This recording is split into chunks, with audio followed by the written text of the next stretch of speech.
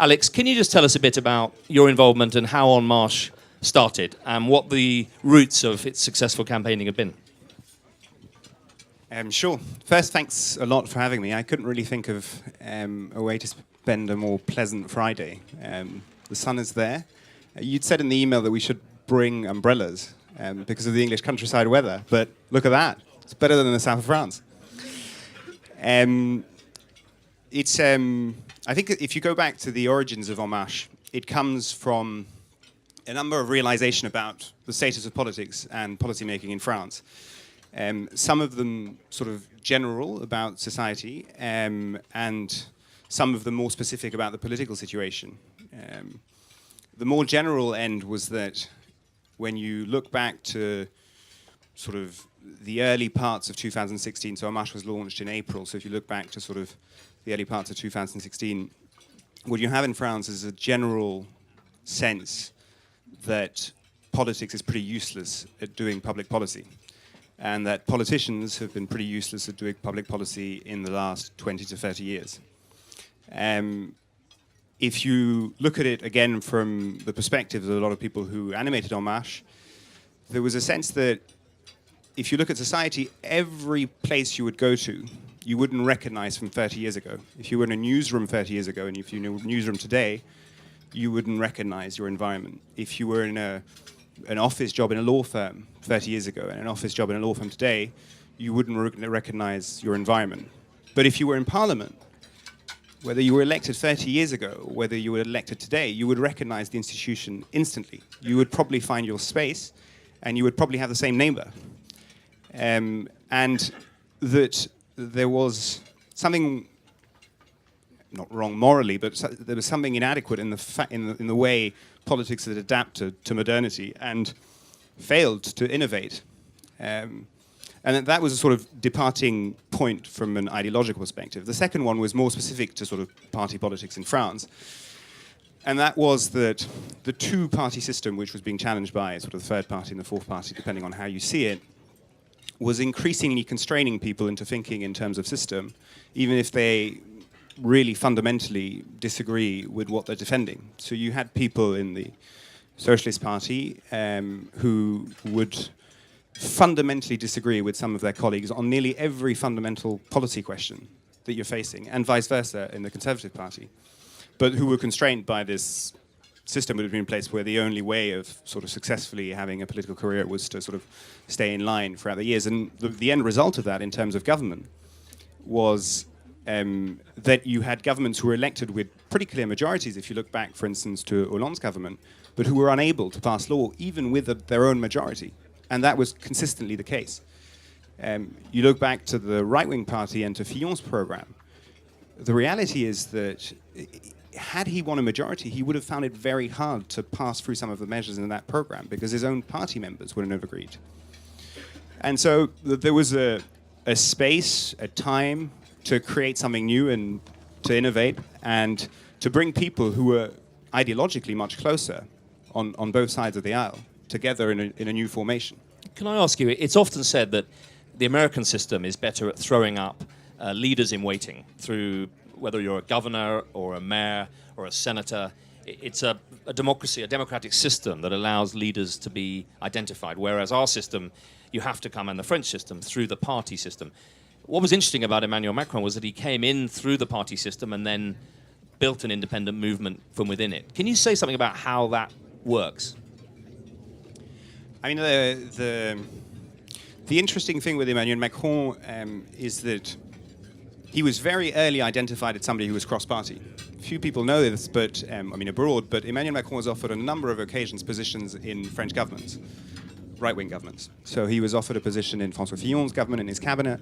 He declined, and so he was very quickly identified by both sides as one of those persons who could actually probably end up on either side.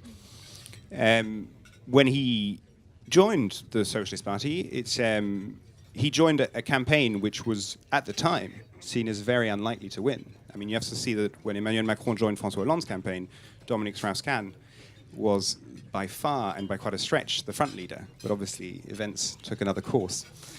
And so you see him projected to sort of becoming the key economic advisor of the president, and of a president who's really challenged the way our economic system works, and who's really created quite a lot of anxiety in the business community, in the finance community, in the law community. And you see this guy recruited partly to calm those fears.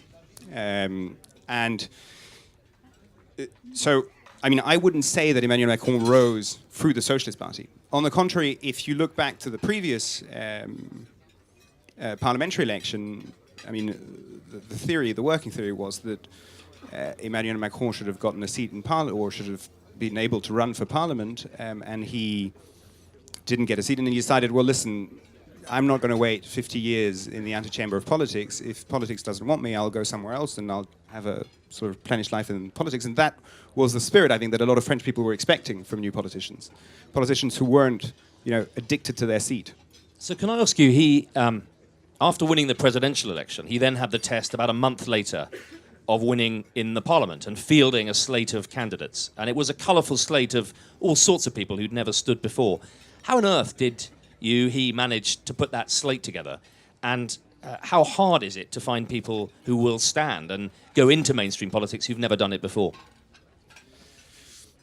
So, I mean, if you look at the French Constitution, the reality is a presidency without a parliament has very limited powers, except in certain specific domains. So it was a quasi sort of evidence that we would need a parliamentary force behind the presidential the presidency.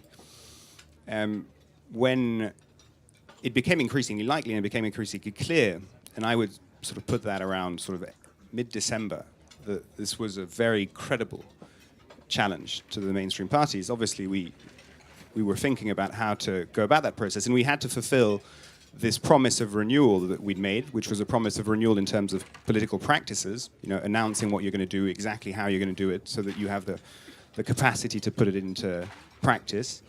And it was a promise of renewal in terms of faces. And jointly with that promise, we'd made a number of commitments about what kind of people would be chosen. So there were 50% male, 50% female, including in winning seats, which is very important in France because you have a lot of parties who put forward a lot of female candidates, but then when the parliamentary group comes together, for some reason, the female proportion has decreased pretty dramatically. So we said we would split it 50-50 female-male, but we would also have a 50-50 civil society incoming politician or elected official, and we would have more or less, amongst those elected officials, a third from sort of the more right-wing side, a third from the more left-wing side, and a third from the centrist side. And that creates a very, very difficult sort of spectrum to choose candidates from. And how do you manage the challenge of recruiting a new slate of excited candidates who want to do fresh politics? How do you impose the discipline of just running a parliamentary party? Do you have whips in the French system? And how do you run a fresh slate of entrepreneurial insurgent MPs and run an effective parliamentary bloc that can hold together? I mean, it's something that we've been working on for the summer and working on now. Parliament is particular, and if you're for instance, you're a business leader and you end up in Parliament, there is a big difference. I've had colleagues who've told me, in the private sector I used to say something and it was executed, and in a Parliament it doesn't work that way. So there's a question of sort of how do you structure the group to do that. What we have are people who are very, very, very committed to what they've been defending against all odds for the past year. A lot of those people joined the movement when, people were literally laughing at us. When we launched the movement and we did this, what we called la grande marche, and went to knock on doors to listen to people rather than to try and convince them. So it's a bit different from canvassing. Most serious political figures were laughing their heads off. They're not laughing now. So you have these people who've joined the movement very early on and who've joined out of real conviction, leaving their jobs and so forth. And they arrive in Parliament and you have to structure them. And it is a tricky task, but we do have sort of very experienced parliamentarians who can sort of teach you sort of the tricks of the trade. And on the top of that, we understand that our mandate was to change things. So our goal is not to replicate, to arrive and to sort of adopt all the usual way of parliamentary procedure, but it's to change it, which is actually François de Rugy, the president of the Assemblée, 2 days ago announced that we would we would push for a big reform of how parliamentary procedure works, because we think that elements of parliamentary procedure are not adapted to the world that we live in, to the speed that we need to legislate it, to the control that we need to put to legislation which are already in place. And so that's what we're expecting from new MPs, is to be able to follow parliament procedure, and we passed through 11 laws in the summer, so we think that's the case, but also to be able to challenge what has generally been done by the parties. Okay, so now the $64 million question. Can you turn France around? I think many of us in this tent, whatever our political persuasion, have watched France over the last 30 years. I've certainly at 4 times in my life thought France must be about to really implode. It can't go on like this, carrying this very top-heavy, unmodernized state with these incredible labor laws that prevent entrepreneurs and entrepreneurship. Surely France is going to have a defining crisis like we had in the late 70s. But it never seems to happen. France seems to keep going on, keep eating better than us, living better than us, being more productive than us, and it seems to carry on and defy the laws of economic gravity that we live by day. It is facing some serious challenges. Can Emmanuel Macron mobilize politically in a way to see through these labor laws, to see and face down the voices of old, unreformed economics, not least the unions in France, who typically bring it to a standstill? Can he do it? So the answer is yes.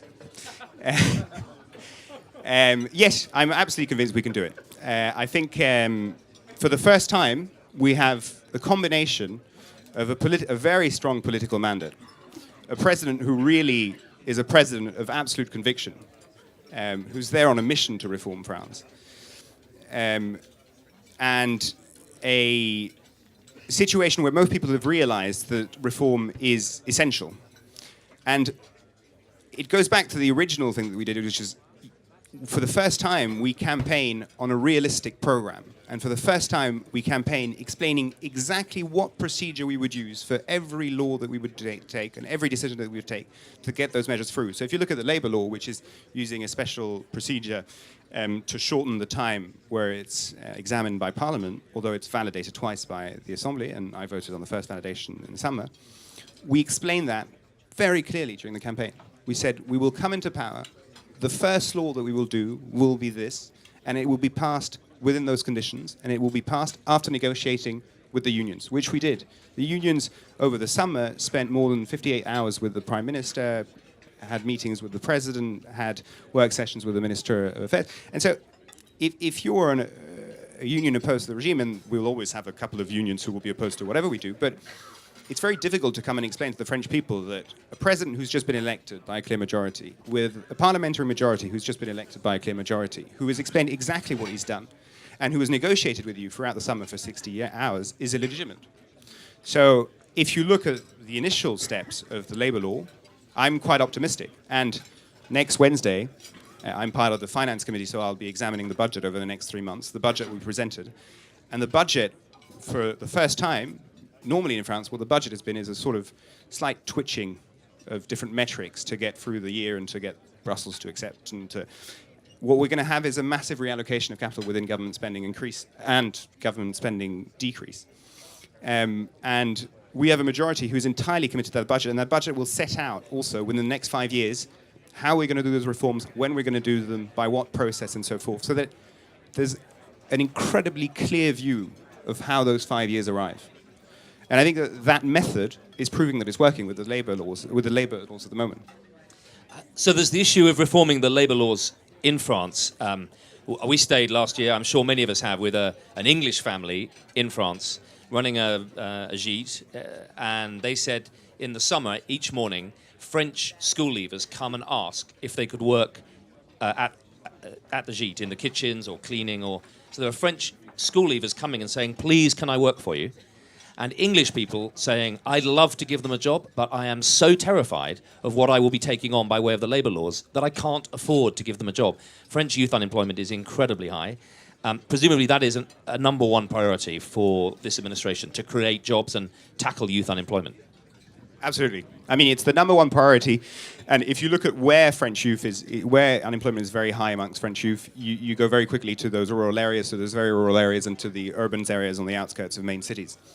And there's a number of measures which will be taken to to address that problem, who has been, I mean, literally the core problem of the French economy for the past 30 years. I mean, very, very clearly. And there's two sides to it. There's the liberating the economy side, which is sort of loosening labor laws, especially for small businesses, because this is really where the solution is going to come from. The solution is not going to come from the equivalent of the FTSE 100, which is the cacao. The solution is going to come from very small companies, like your friends, employing a couple of people. So there's this side, and which is also through a series of tax breaks for businesses. And there's the other side, which is a massive investment in training and education. Enormous. I mean, this will be the first source of expenditure over this administration. We're convinced that the best way of protecting people against unemployment is having them qualified enough to go into employment, rather than protecting what we used to do, which was protecting the job. I think the traditional French system has been you protect the job and you don't protect the individual. And what we want to do now is protect the individual and let loose of that sort of job protection. How are you going to do it? Because we've struggled here with skills. We've had more skills initiatives since I've been in politics than years I've been alive. I mean, they're just constant. And lots of good practice, but we haven't really catalyzed that really generational skills reach that gives everyone in this country a sense of a brighter future in the workplace. How are you going to actually do it? Reach out across France.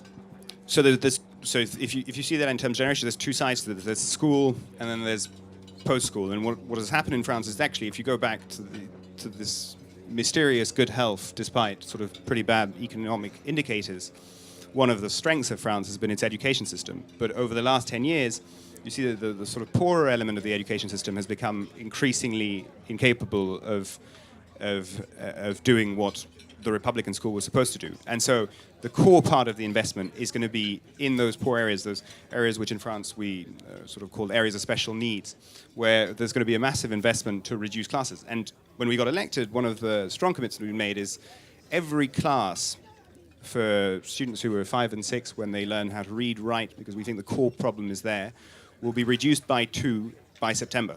We will go from classes of about 30, between 25 and 30, to classes of around 12. And everybody said it was impossible. I mean, literally everyone. And in September, across France, every class in a priority who's opened in that age category has been reduced by 2. So things are doable when you have the sort of the political will, the political drive, and the resource to do it. And then there's a second part, which is formation. This is a direct translation from French. Training, sort of post-school.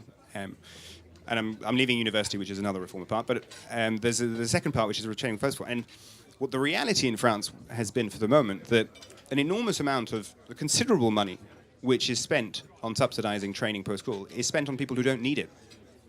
And I remember being in a consultancy firm, and I had all these training which was subsidized by the government, and by definition, I was not the person to need that money.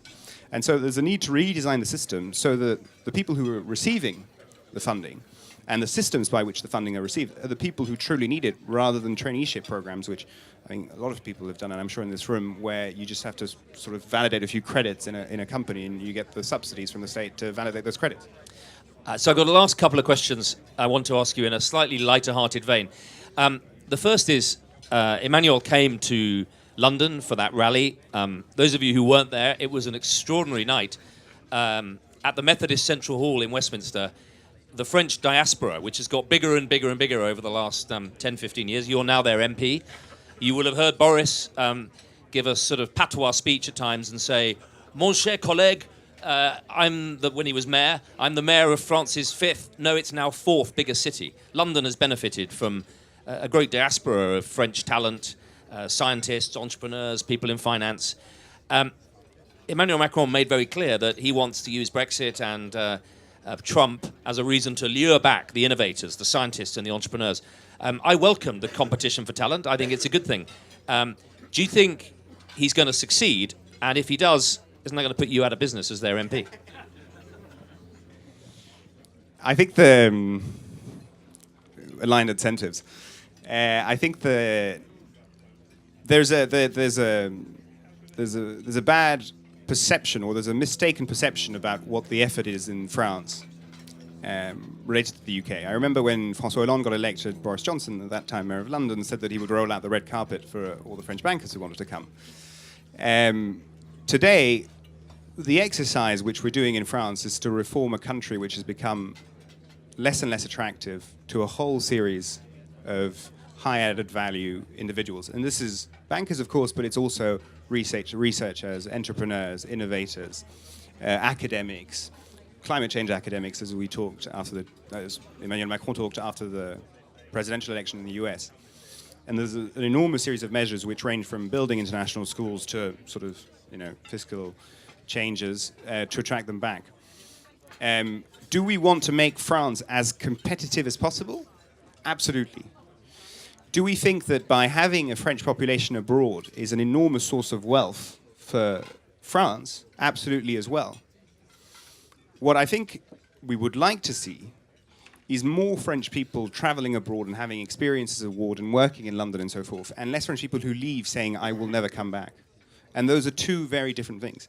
So I think if you look at a sort of long-term vision of what we would like to see, is a lot of people having experience abroad, meeting foreigners, learning English, which is a subject of sort of controversial subject in France, and coming back with the source of wealth to enrich the public debate.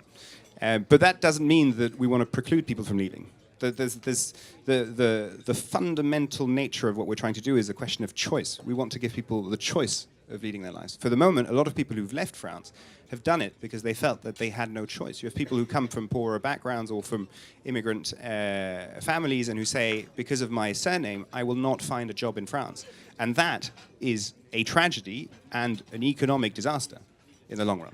So given we're having lunch, I can't help but highlight the point I made in my recent Telegraph article about cheese. You'll remember that de Gaulle famously observed that it's very difficult to govern a country with more than 300 cheeses.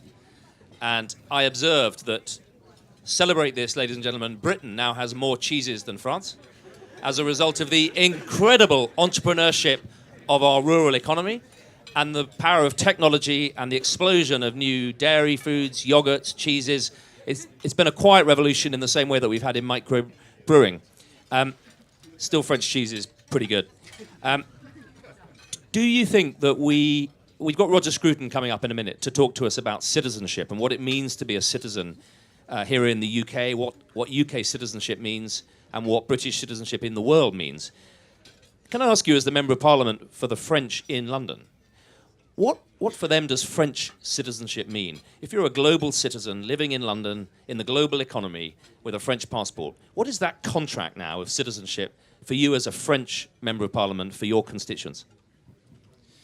So after the exercise we did of going on knocking doors and basically doing an audit of society to develop the program, Emmanuel gave 3 speeches.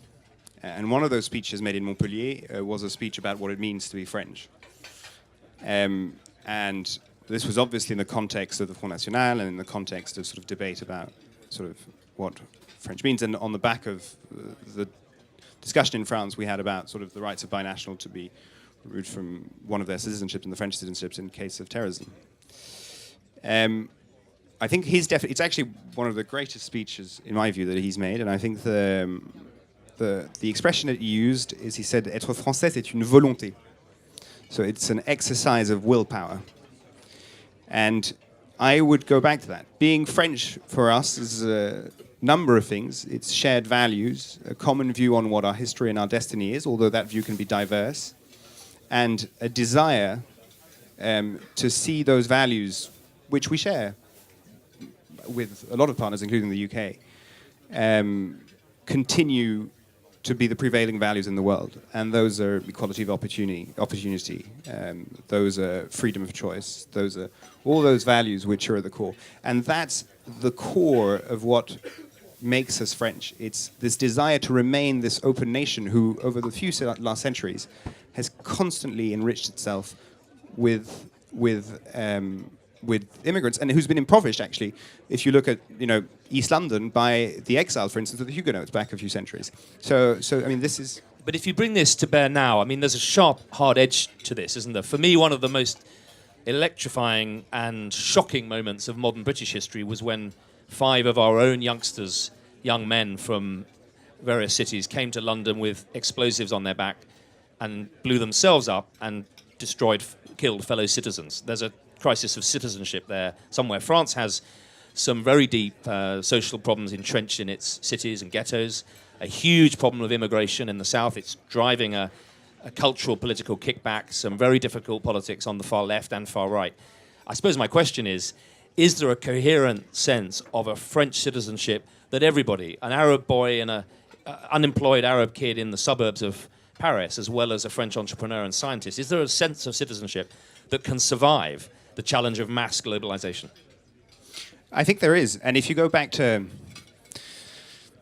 If you go back to... There's actually a very good book written by an English historian at the time. It was called From Peasants into Frenchmen, who looks back at the sort of foundation of the French Republican School in the 1870s. And if you look back at this crisis, which is called in 1870 by the loss of 2 French regions to the Germans and the defeat of the French army, and this reflection which is made afterwards that what creates cohesion in society is education, is investment in massive investment in education.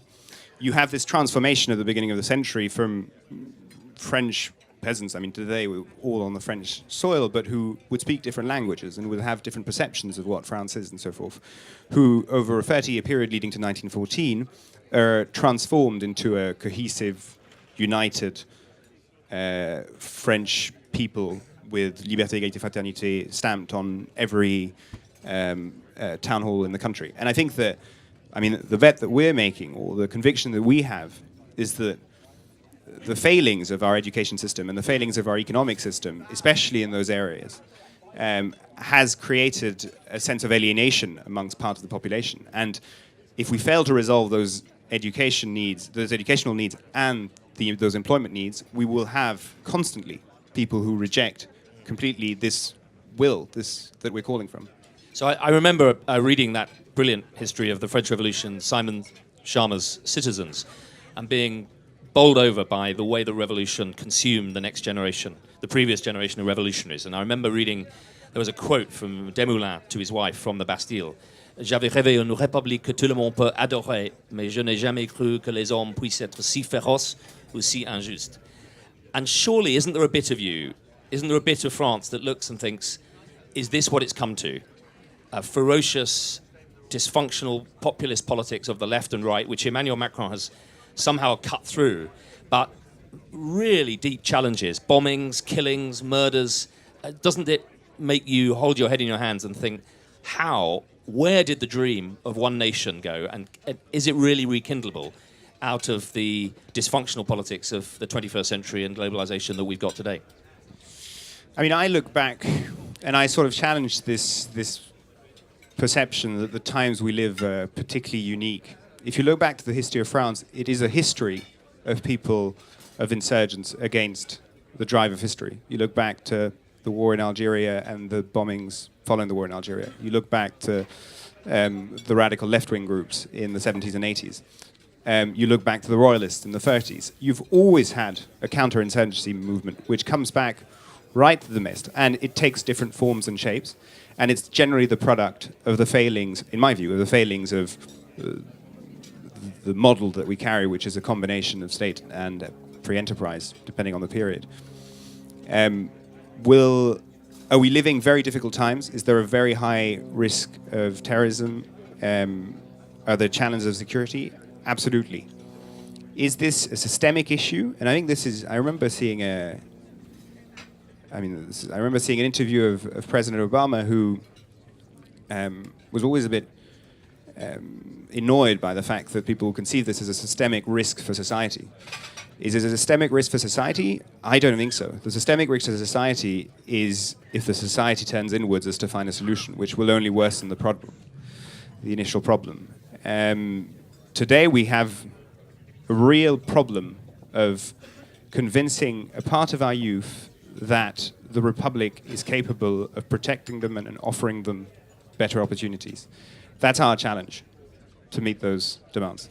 Fantastic. My last question. Alex, are you a British citizen? You are a British citizen. So eventually Emmanuel Macron will lead the reforms and have to pass on. Is France ready to elect an Englishman as president?